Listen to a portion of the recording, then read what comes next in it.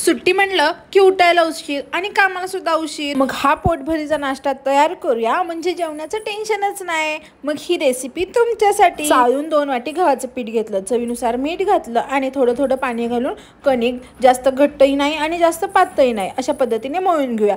कणिक मळून झाल्यानंतर थोडंसं कणकीला तेल लावून घेऊया आणि 2 ते 3 मिनिटं कणिक छान मळून घेऊया, जेणेकरून कणिक छान भिजली जाईल आणि जो पदार्थ करणार आहे तो सुद्धा चवीला छान होईल। कणिक इथे मळून व्यवस्थित पुढची तयारी करस्तवर कणिक भिजत ठेवूया। 3 ते 4 मिनिटे कुकरला बटाटा लावलेला, बटाटा उकडून झालेला आहे। संपूर्ण बटाट्याच्या साली काढून घेऊया। काही वेळेस बटाटा बाजारातून आणला की बटाटा शिजतच नाही, मग अशा वेळेस काय करावं, प्रत्येक वेळेस आपण बटाटा शिजत घालताना थोडंसं मीठ घालावं, जेणेकरून बटाटा सहजपणे शिजला जाईल। संपूर्ण बटाट्याच्या साली काढून घेतलेल्या आहेत। इथे एक भांडं घेतलं आणि खिसणी घेऊन सगळे बटाटे आपण खिसून घेणार आहोत।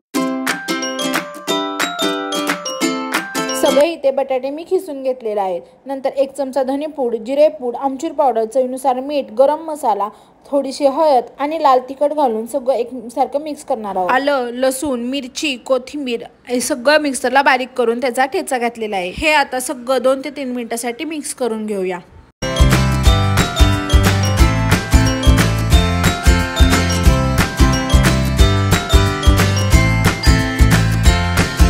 हे सगळं मिक्स करून झालेलं आहे। 5 मिनिटांसाठी हे झाकून ठेवूया। कणिक सुद्धा इथे छान मुरलेली आहे। 1-2 ते 3 मिनिटांसाठी ही कणिक परत मळून घेऊया।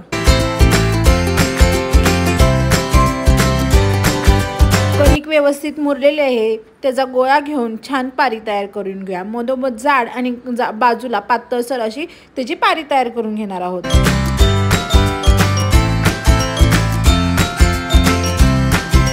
पुरणपोळीला भरतो असा बटाट्याची भाजीचा उंडा घ्यायचा आणि ते सगळं अशा पद्धतीने पॅक करून घ्यायचं। थोडंसं पीठ लावायचं, जेणेकरून बटाट्याची भाजी आणि कणकीमध्ये सुरुवातीला असं हाताने दाबून सारण सगळीकडे कडेपर्यंत पसरून घ्यायचं, जेणेकरून पूर्ण बटाट्याची भाजी सगळीकडे लागली जाईल आणि पराठा फुटणार नाही। पराठा थोड्या हलक्या हाताने लाटून घेऊया।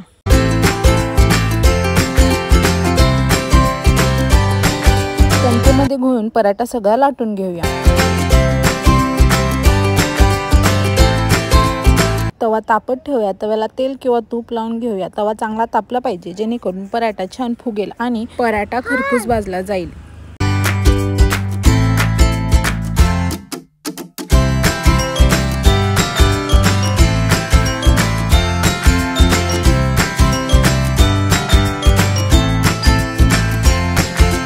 पराठा उलटून घेऊया, तेल किंवा तूप लावून घेऊया आणि पराठा भाजून घेऊया।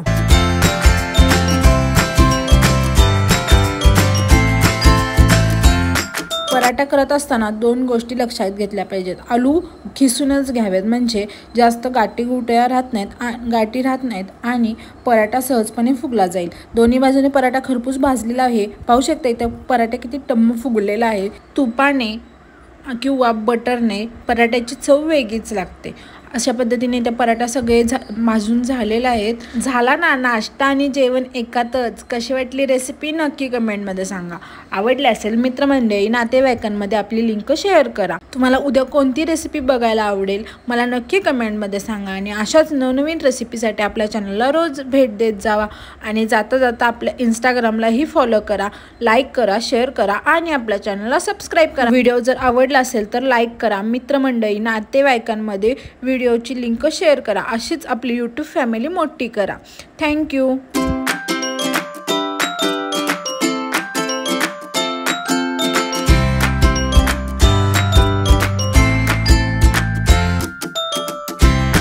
आणि हो बरं का, या की आलू पराठा खायला। धन्यवाद।